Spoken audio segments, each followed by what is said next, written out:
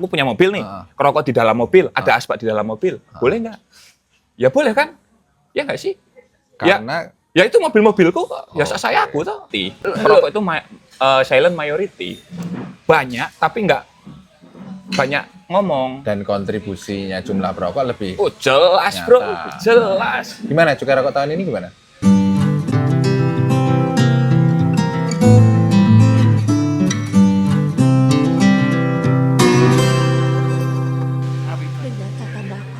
Oi, wis tak ya? Oke.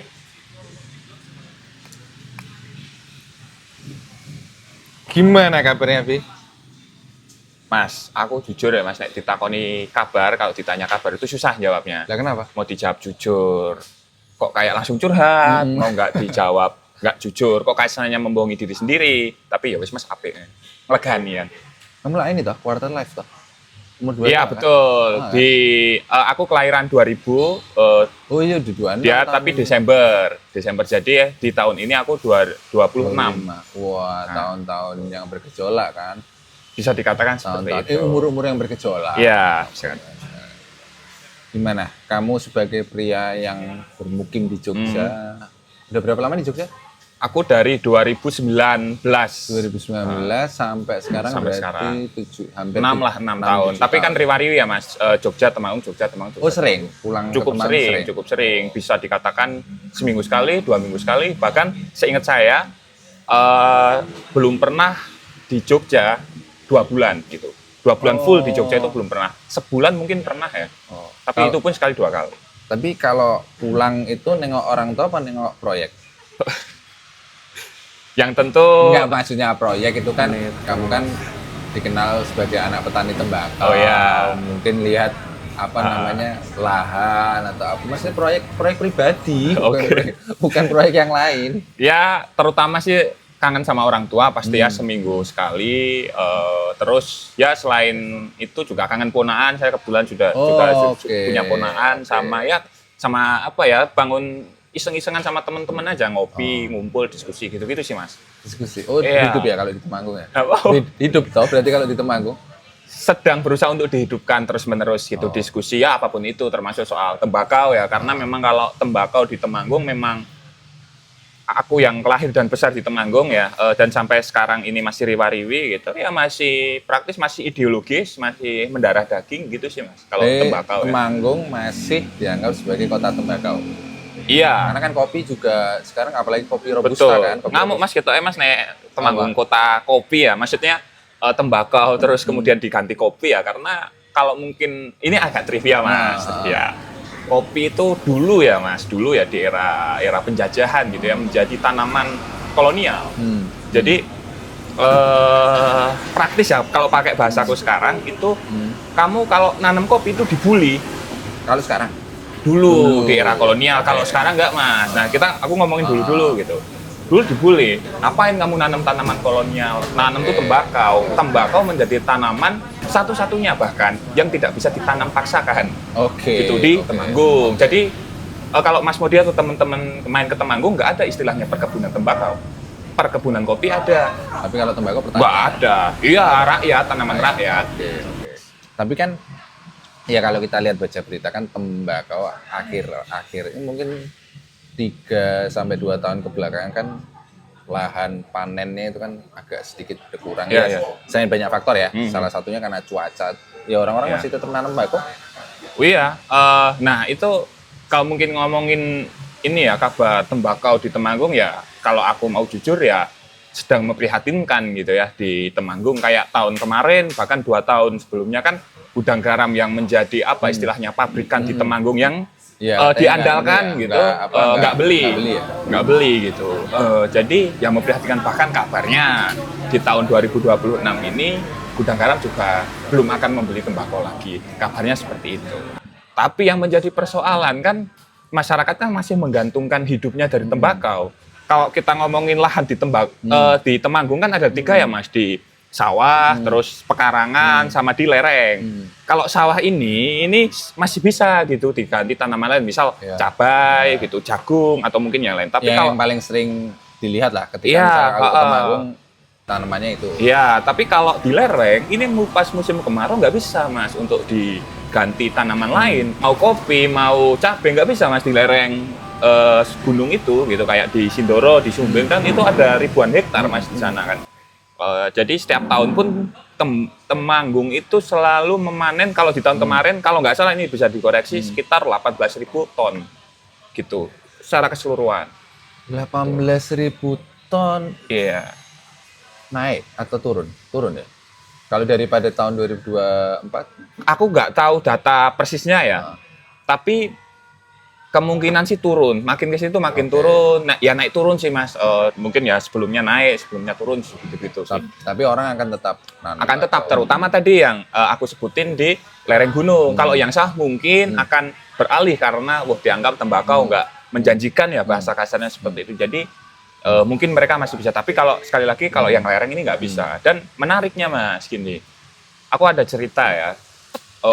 Karena aku menyaksikan dan mengalami secara langsung gitu. Gimana mungkin orang-orang gudang garam nggak beli gitu melihat petani tembakau kewalahan. Tapi ada salah satu cerita menarik di mana ketika gudang garam nggak membeli tembakau di Temanggung atau tembakau Temanggung ini anjlok, itu ada semacam, kalau aku membahasakannya itu ada janji bapaknya yang kemudian harus tidak ditunaikan. Aku kasih contoh gini. Ketika anaknya kuliah, ketika anaknya sekolah, itu bapaknya selalu janji gini, oke Le, kos-kosanmu tak bayar, tapi nunggu panen yo. Oke. Pak, HP-nya rusak. Oh, kok sih nunggu panen ya? Bentar ya, nunggu panen ya. Oke. Pak, sepatunya jebol. Itu mungkin terutama lazim di anak-anak SMP, SMA, atau SD gitu. Oke Le, bar panenan yo. Oke. Panen itu maksudnya tembakau. Nah, kalau nggak laku, Ayo, terus mau kemana? ya janji bapak itu nggak ditunaikan gitu. Ini maksudnya menurutku nggak sekedar apa istilahnya ya, persoalan ekonomi ya, tapi ini persoalan mental, persoalan janji, amanah, atau mungkin yang lain-lain gitu. Karena ada banyak janji seperti itu. Tapi akhirnya kemudian anak-anak yang dijanjikan itu apakah dalam tanda kutip mengutuk perilaku bapaknya, atau dia langsung wah ini gara-gara pabrikan nggak ngambil, atau gimana, atau mungkin agak menyayangkan ya, tapi kan kemudian pada akhirnya yang seperti itu gitu ya, anak-anaknya itu kan terus ya wes lah meh piye meneh gitu kan. Nggak mungkin terus kemudian nuntut Pak ayo tuh ke iPhone gitu kan, nggak, karena ya kondisi ekonominya lagi seperti itu gitu. Tapi satu itu, dan karena kebetulan aku dekat juga dengan salah satu petani tembakau di lereng Sumbing ya, namanya Lamuk Lego gitu. Sampai sekarang Mas, sampai sekarang. Apa? Iya betul, yang di lereng Sumbing ada desa namanya Legok Sari, ada salah satu dusun Lamuk Legok gitu. Jadi ada 2 dusun, Lamuk Legok dan Lamuk Gunung gitu. Semuanya nanam tembakau.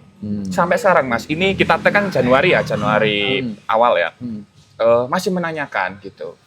Vi, kira-kira bisa bantu nggak untuk apa istilahnya ya, mendistribusikan tembakau. Nah, kalau aku kan di Jogja bergiat bukan di distribusi Mas, ya Mas Modi tahu, aku di advokasi gitu. Jadi nggak tahu. Di apa komunitas Iya, kretek komunitas kretek. Aku kan nggak tahu ya apa namanya distribusinya gitu. Jadi ya tapi aku tetap apa ya bahasanya? Ya empati gitu, berusaha menjawab dengan ini. Cuman ya itu sampai sekarang Mas, sampai sekarang kan berarti masih banyak tembakau yang belum terserap pabrik. Sedangkan full itu petani semua itu. Berarti kemudian tembakaunya ditimbun. Mungkin iya, atau dijual lembutan Mas. Kalau di Temanggung itu kan lazim juga dijual lembutan. Lembutan itu mungkin aku cerita sedikit ya. Lembutan itu tembakau panenan terus dirajang sendiri, lembut-lembut gitu, terus dijual, di store ke retail, toko-toko atau ke personal orang. Itu aku pernah lihat di Bansari ya, ada festival. Iya betul, Bansari, festival kan? lembutan Bansari gitu. Itu rakyat juga itu, masyarakat yang inisiatif sendiri tanpa menunggu apa istilahnya ya, dari pusat gitu. Cuma kan kalau lembutan kan hasilnya nggak langsung kayak diborong pabrik gitu Mas. Kalau pabrik kan mungkin 1 kintal, 2 kintal. Kalau lembutan nggak, paling 10 kilo, itu pun udah banyak, atau mungkin cuma 1 kilo gitu-gitu. Kemudian akhirnya juga teman-teman Temanggung atau culture yang terbentuk di sana yang bukan lagi rokok pabrikan kan, tapi Iya kan, betul. kamu Saya juga bawa ini gitu. lakukan selama ini kan. Yang cukup unik dari Temanggung kan adalah Temanggung itu sebagai kota tembakau yang mana banyak memproduksi tembakau di lahan-lahannya, tetapi tidak banyak pabrik yang ada di sana. Betul, ya kan? betul. Beda dengan apa? Kudus, sama Malang, Surabaya, atau mungkin Kediri, Probolinggo, iya. gitu kan banyak. yang malah banyak pabriknya, tapi lahan tembakaunya tidak sebanyak itu. Iya, iya, iya. Walaupun kalau aku secara personal gitu ya, Mas, yang mendukung gitu ketika pemerintah daerah gitu membentuk kawasan industri hasil tembakau gitu. Oh iya, yang baru kawasan atau aglomerasi ya? Aku nggak tahu, tapi bahasaku ya itu kawasan. Jadi ada semacam industri rumahan lah yang Tapi mungkin memang ya. pemerintah emang suka gonta-ganti nama kan ya? Oh ya, ya intinya itulah gitu kan. Intinya itu industri rumahan ya, bukan mendorong untuk industri kayak di Kudus, di Malang yang besar-besar gitu ya. Tapi industri rumahan, karena kalau seperti misal di Kudus, di Malang, di Surabaya itu kan akses Temanggung kan nggak kayak kota-kota itu gitu, jalan-jalannya kecil, truk-truk juga minim gitu ya. Jadi ya idealnya memang industri rumahan. Cuma memang harus dipikirkan gimana dengan adanya industri rumahan itu kemudian tembakau ini terserap juga gitu. Ya anggaplah walaupun nggak 100% tapi cukup banyak gitu. Karena kalau ya ini kan ada apa ya, undang-undang, ya anggaplah undang-undang soal tar dan nikotin gitu kan, ya kalau full membagi tembakau Temanggung ya bisa disiduk bea cukai karena dianggap tar dan nikotinnya ketinggian kan. Ya itu satu dan lain hal ya. Dan yang banyak orang tahu kan adalah memang tembakau itu emang selalu identik sama rokok. Ya itu udah pastilah. Iya. Yang kemudian berlangsung di sebuah momen, banyak momen adalah yang diperdebatkan bukan hanya tembakau dan rokoknya, tapi perilakunya para perokok. Iya, betul. Yang menghangat akhir-akhir ini adalah ini yang saya pakai ini, orang-orang merokok sambil berkendara, dan kemudian kan mau digugat Mas siapa itu ya, lupa saya namanya, di Mahkamah Agung atau Mahkamah Konstitusi untuk tidak hanya memberikan hukuman berupa denda, tapi sanksi sosial. Nah, kalau kamu karena bergiat di komunitas kretek nih, terus apa pandanganmu soal itu? Kalau dari saya dan juga komunitas kretek juga sempat kan mendiskusi sama teman-teman yang lain ya tentu sangat setuju. Sangat setuju. Kita pun udah bertahun-tahun, bahkan sejak komunitas kretek 15 tahun mungkin 16 Mas, tahun, 16 tahun jalan di tahun ini karena berdiri di 2010 ya. Selalu apa ya, bahasa kami itu mengkampanyekan gitu perokok santun. Salah satunya dengan tidak merokok saat berkendara gitu. Nah, kita sepakat karena gini, ketika kita ngerokok berkendara, menurut kami itu bukan di asapnya, Mas. Kalau asap kan ya kayak ya kan udah kebawa angin gitu, atau mungkin asap itu kan ya kayak lazimnya mungkin asap-asap kendaraan gitu ya. Ini kita nggak ngomongin lebih sehat mana ya, tapi asap tuh nggak terlalu menjadi soal. Yang menjadi soal kan abu sama baranya. FYP Pak, asap itu tidak akan menjadi soal ya? Oke. Nanti biar nanti biar editornya yang sekarang gini, saya tanya ke saya tanya ke Mas Modi. Yang membuat merokok di saat berkendara nggak boleh apanya? Saya tanya. Perilakunya atau? Enggak, iya tahu. Kenapa kok merokok saat berkendara nggak boleh? Ya karena ada bara apinya toh. Betul. Sekarang boleh. Sekarang gini pertanyaannya. Misal nih ada teknologi ya. Aku ada nih teknologi yang memasukkan rokok ke wadah gitu. Terus sebut aja mereknya. Aku lupa. Ya serius ini lupa. Gitu, terus di-serve gitu. Boleh nggak? Kalau itu dilakukan saat motoran. Kalau misalnya yang mengganggu itu adalah bara apinya ya itu boleh. Kalau yang mengganggu itu asapnya sama-sama nggak boleh. Benar. Yang itu tadi. Ketika ada teknologi itu kan boleh atau enggak? Ya kan boleh. Iya. Kalau kita mau adil ya, Yang jadi masalah kan adalah perilakunya itu bisa membahayakan orang lain. Betul. Karena satu misal ngudut gini, satu nyekeli, terus yang mengganggu orang lain kan abunya itu sama bara apinya. Betul. Ya itu berarti yang dipersoalkan kan itu. Praktis kami ya, saya pun ya, ketika misal Mas Modi, aku punya mobil nih, merokok di dalam mobil, ada asbak di dalam mobil, boleh nggak? Ya boleh kan? Ya nggak sih? Karena ya itu mobil-mobilku, ya saya aku tuh. Loh, itu mobil-mobilku bahwa kalau memang ada penumpang yang berarti kemudian kalau misalkan Kamu mbak mobil, kacanya ditutup dengan AC, kamu ngerokok di situ dan ada AC. Kacanya buka dikit biar asapnya keluar gitu. Terus ada Lah asbak. kalau tiba-tiba ada teknologi, Enggak, gini ada asbak di dalam mobil di samping nyetir. Kan nggak masalah. lah kan yang jadi masalah karena perilakunya. Lah itu iya, nanti yang itu kemudian dikhawatirkan sangat dimungkinkan abunya ini terbang ke Betul. belakang. Yang kasus apa di Jakarta ya atau di mana itu kan? Yang- Kalau ada teknologi itu terus masih di ini pokoknya memang sengit aja perokok. Kamu memang benci itu gitu loh. tapi emang banyak kan? Oh iya, aku harus mengakui banyak gitu. Bahkan aku kadang berseliweran di TikTok gitu ya. Walaupun aku nggak sering main TikTok, tapi beberapa kali kadang lihat dan dikasih tahu teman juga orang rokok mas di depan store gitu ya. Tiba-tiba diguyur air. Terus kalau menurut kamu nih jumlah, ini analisis gembel aja kan?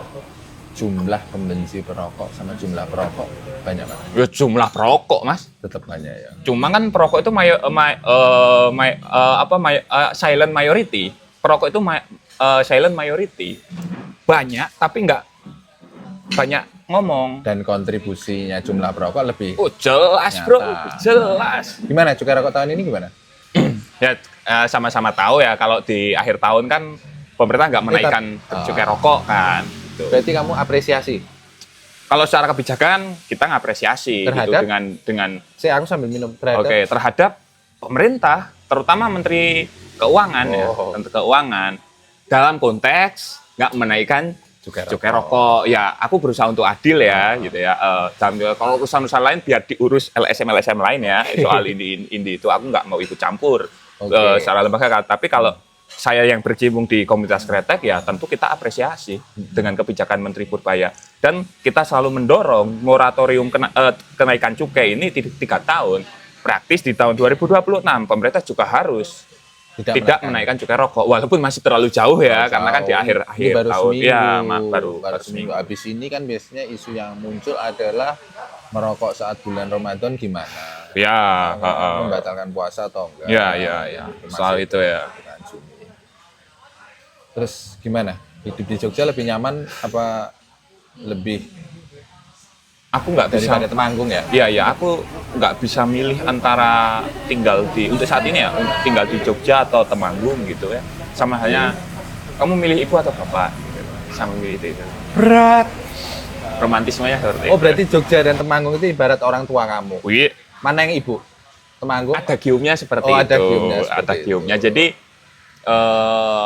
saya tumbuh Kamu dilahirkan dan besar oleh Temanggung, tapi saya banyak belajar di Jogja gitu. Saya kenal teman-teman yang dari berbagai daerah, bisa belajar banyak hal dari mulai literasi, seni, bahkan musik dan lain-lain. Terlalu banyak gitu. Tapi kegiatanmu banyak juga ya, aku lihat di aktivitas Ya, medsos. anak muda mas. Anak muda. Anak muda. Ya, anak muda emang harus sibuk kan. Iya, kan? biar nggak memikirkan kematian ya mas. Aku pernah nggak sibuk gitu ya. Apa hubungannya? Loh, iya. Kok anak muda karo Loh, kematian? Loh ini. Eh, Aku apa pernah hubungannya? Aku cerita dikit nih, Iya. personalku ya, bukan urusan tembakau ya. Aku pernah kalau mungkin cerita, aku 7 organisasi pernah aku ikuti sekaligus di tahun 2022. Tapi kamu lulus 4 tahun? 4,5, 9 semester. Loh harusnya kan 3,5 yang diapresiasi mas, kalau 4,5 itu enggak. Berarti kalau bukan itu Mas tuh. 7 organisasi, kamu tapi lulusnya semester 9 kan. Berarti ibaratnya 1 semester 1 organisasi kan. Enggak, tapi aku mulai aktif di organisasi. Emang suka organisasi iya. atau loncat-loncat? Ya, aku baru sadar aku suka organisasi pas pandemi sih, 2021-an itu ya, 2020 akhir lah. Nah itu aku 7 organisasi. Nah kemudian di 2023 ini aku lepas mas, semua itu. Oh iya? Soalnya sibuk skripsi mas. Oh. Stres mas, aku mikirin kematian itu. Oh. Tapi kan emang momok orang atau memang mahasiswa untuk skripsi kan itu toh. Tapi kemudian kalau aku nggak banyak agenda, nggak disibukkan, aku selalu memikirkan hal-hal yang menjadi ketakutan-ketakutan. Dan salah satu ketakutan terbesarku adalah mati. Yang kedua takut diterakin maling sih mas. Sik, pirang menit? Lagi 18 menit. Lagi 18 menit, lah suwe gitu mas. Suwe ya. Iya harus ya. Beri mulai. Bre masih ada apa enggak? Mbak Novi masih ada? Dilihat dulu. Saya ya.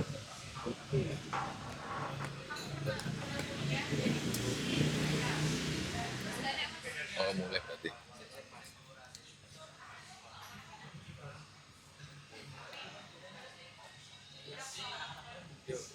Oke. Aktif berorganisasi. Oh, iya, organisasi. Oke. 7 organisasi. 7 organisasi. 9 semester. Iya. Nah, setelah kuliah kamu udah berapa organisasi atau tetap udah satu aja di komunitas kretek atau masih menginisiasi atau mengikuti hal yang lain? Oh, ada beberapa sih Mas organisasi yang kemudian aku dirikan dan aku terlibat ya.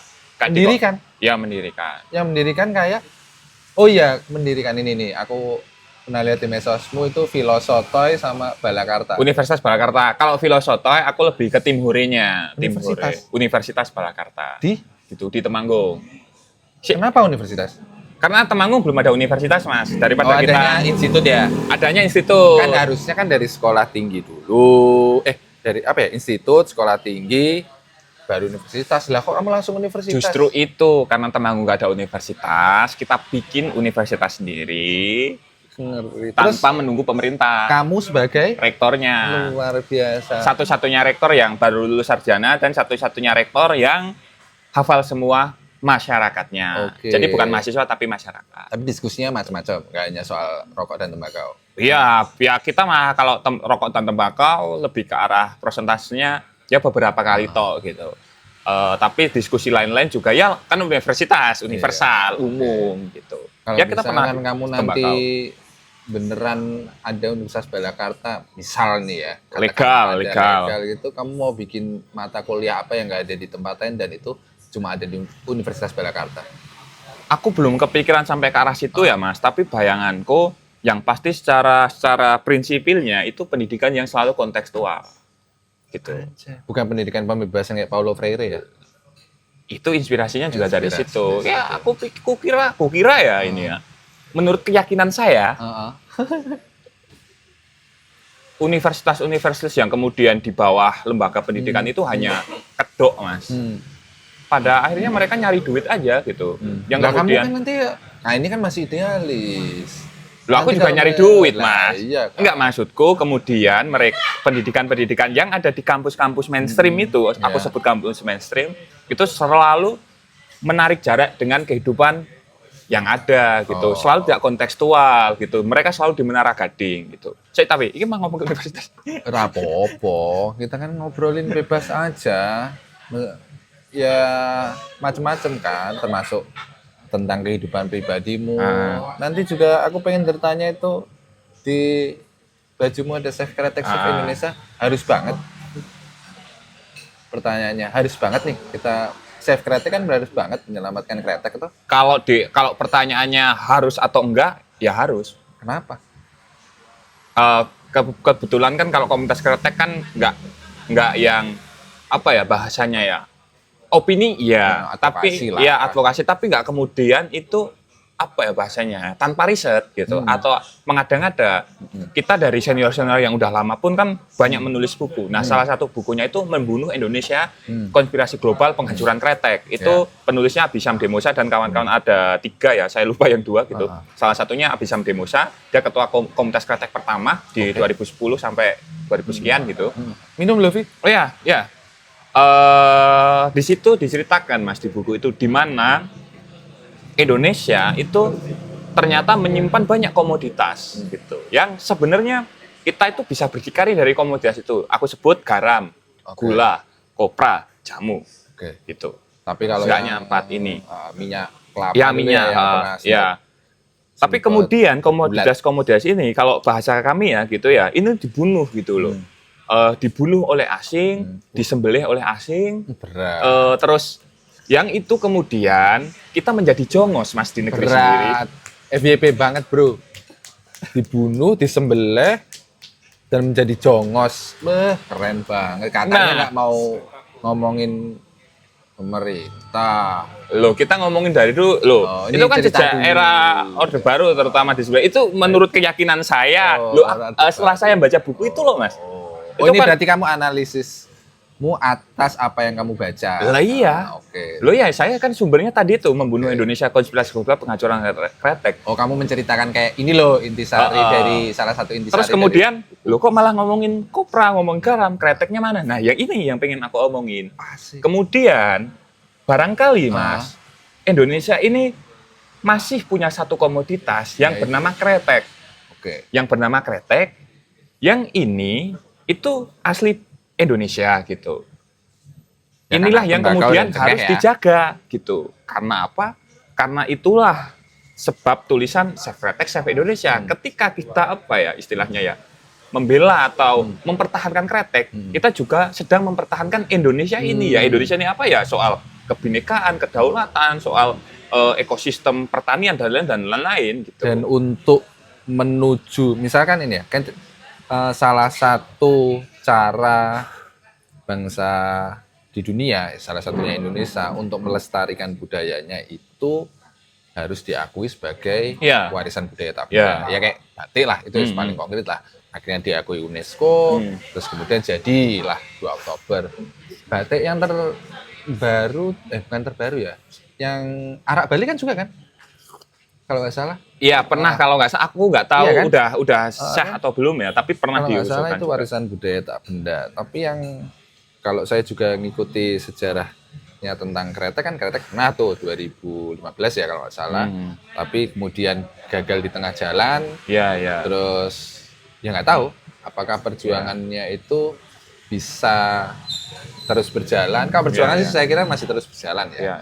Tapi apakah kemudian bisa menjadi warisan budaya tak benda itu satu dan lain hal. Ya gini, dan selalu kan misal kalau kretek dijadikan budaya kan ada pihak-pihak sebutlah anti rokok gitu ya Mas, anti kretek, anti tembakau gitu. Ya nggak setuju gitu ya. Selalu dalihnya kesehatan gitu. Nah aku mau cerita gini, oke lah, anggaplah rokok ada kemungkinan atau membuat resiko seseorang terkena penyakit. Anggaplah seperti itu. Anggaplah juga whisky, minuman beralkohol ya, ini mengganggu kesehatan juga. Tapi Skotlandia bangga dengan whisky-nya itu. Mereka mampu mempertahankan istilahnya apa ya, kedaulatan nasionalnya itu. Itu Skotlandia. Yang kedua Kuba. Mereka anggaplah serutu ini bahaya. Anggaplah serutu yang menimbulkan penyakit. Tapi kemudian Kuba bangga dengan serutunya. Nah, Indonesia ini harusnya bangga Mas dengan kretek. Masalahnya kan masih ada yang terbelah. Kalau misalnya Skotlandia kan satu orang merasakan dampak yang itu berbuah lebih positif. Kuba juga berdampak lebih positif. Kalau di Indonesia kan kretek ini masih selalu diperbandingkan dampak ekonomi dan kesehatan meskipun itu selalu ya akan menjadi pertentangan yang tidak akan pernah selesai ya. Iya, walaupun kita selalu menurut keyakinan saya, menurut keyakinan kami, banyak data-data yang kemudian disampaikan oleh anti rokok tuh data-data goib. Data-data goib tuh ya nggak ada gitu. Ya kan di jurnal ada. Loh, tapi banyak Mas yang kemudian mereka menyuguhkan, misal aku lupa di tahun berapa ya, kerugian negara itu 2.000 sekian triliun. Loh, APBN aja nggak sampai segitu kok Mas. Iya. Gitu-gitu, itu kan data goib salah satunya. Mungkin ini apa mengambil hitungan dari perspektif yang entah tidak dilihat atau dilihat tapi dipinggirkan dulu. Dan kalau aku cerita soal di jurnal ada loh, nanti aku malah melebar sampai perang nikotin terlalu kompleks. Kalau perang nikotin sih ini ya nanti terlalu luas. Melebar dan pembicaraannya malah lebih panjang. Iya, betul. Kalau aku karena durasi waktunya sudah gak memungkinkan, harapan Advi sebagai Khairul Advifuddin secara pribadi dan kamu sebagai juru bicara komunitas kretek tentang sebaiknya bagaimana Indonesia memandang kretek, harapanmu apa? Kalau harapan saya gitu ya, harapanku soal Indonesia, gimana sih Indonesia memandang kretek, yaitu Indonesia harusnya terus menjaga kretek. Bahwa memang ada orang-orang yang kemudian merasa nggak nyaman atau nggak suka dengan kretek, dalam hal ini aktivitas merokok. Tapi ya, yang pengen saya sampaikan bahwa mempertahankan kretek itu nggak mempertahankan kamu ngerokok atau enggak gitu. Ini tuh bukan urusan merokok atau enggak. Tetapi Jauh lebih penting, ini tuh menyangkut hajat hidup orang banyak. Ini misal kalau dalam konteks negara ada penerimaan negara. Loh Mas, 216,8 triliun ya. Ini bisa dikoreksi kalau keliru. Tahun kemarin gitu loh. Sorry, 2024 ya. 24 ya. Itu dapat segitu gitu. Dapat segitu. Kan gede banget itu Mas. Industri mana Mas yang bisa sampai segitu? Tambang nggak sampai segitu, Freeport nggak sampai segitu, gitu. Terus dari segi lapangan pekerjaan, jutaan Mas. Sebut merek terus, ya nggak apa-apa. Terus kemudian gimana dengan orang-orang yang nggak suka atau anti rokok? Ya ayolah kita hidup berdampingan lah. Yang nggak suka, yang merokok juga harus menghormati yang nggak merokok gitu. Misal kalau ada yang sensitif dengan asap rokok, lah kalau ini konteksnya asap rokok ya mungkin memang ada sebagian orang yang sensitif gitu ya, entah mungkin batuk atau yang lain. Ya wis di merokok di ruang merokok. Tapi yang nggak ngerokok, yang anti rokok ini terutama yang anti rokok juga harus menghormati yang merokok gitu. Jadi kita harus hidup berdampingan. Ayolah kita hidup ini nggak persoalan kamu merokok atau nggak merokok gitu gitu loh. Kan masih banyak urusan-urusan yang mesti kita pikirkan dan mesti kita kerjakan bersama-sama ya. Kalau cuma berkutat di merokok atau nggak ngerokok, ya wes bro, nggak kemana-mana bangsa ini. Kita bangsa yang besar. Pertanyaan penting dan kamu perlu, menurutku ini penting dan kamu perlu menjawabnya lugas saja, nggak usah melebar kemana-mana. Adalah penting nggak Indonesia menyematkan atau nggak menyematkan, lebih tepatnya penting nggak Indonesia menyelamatkan kretek? Penting. Karena kontribusi kretek ini nggak main-main, nggak main-main. Penerimaan negara ada, lapangan pekerjaan ada, dari segi kebudayaan ada, kedaulatan ada. Jadi ya udah terlalu banyak gitu loh yang diberikan kretek kepada Indonesia gitu. Jadi ini tuh anak kandung Indonesia gitu. Ini anak kandung Indonesia ya harusnya Indonesia, baik pemerintah atau rakyat yang terus merawat kretek. Dan salah satu caranya, dan ini mungkin menjadi cara kalau ada daftar prioritas, ini prioritas pertama ya nih menurutku ya adalah pertanyaan terakhir nih ya. Berarti apakah setuju atau tidak setuju kretek itu menjadi warisan budaya tak benda? Oh iya, setuju. Setuju. Dengan begitu kan adalah bentuk konkret pemerintah ini menjadikan kretek bukan lagi anak tiri, tapi kan anak kandung. Sip. Makasih banyak. Sami-sami. Kita jumpa lagi di pertemuan-pertemuan berikutnya karena obrolannya sangat menarik. Semoga saja begitu. Terima kasih teman-teman. Terima kasih juga teman-teman. Sampai jumpa. Sampai jumpa.